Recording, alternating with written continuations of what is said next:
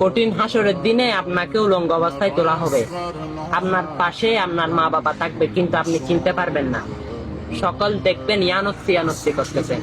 তখন আমার প্রিয় নবীজি আপনার সাহারা হবে, আপনাকে ডাক দিয়ে বলবে, হে আমার উম্মত, তুমি দুনিয়াতে কি করেছো?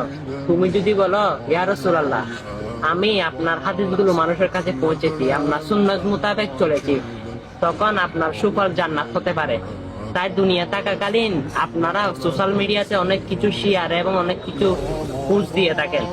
ভালো জিনিস পোস্ট দেওয়ার চেষ্টা করুন, ভালো কিছু শেয়ার করার চেষ্টা করুন, আর রসুলের সুন্নাহগুলো মানুষের কাছে পৌঁছে দিন।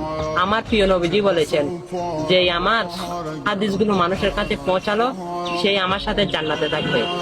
আপনি কি জান্নাতে থাকতে চান? তাহলে হাদিসগুলো বেশি বেশি, ইসলামিক পোস্টগুলো মানুষের কাছে পৌঁছান। আমিন।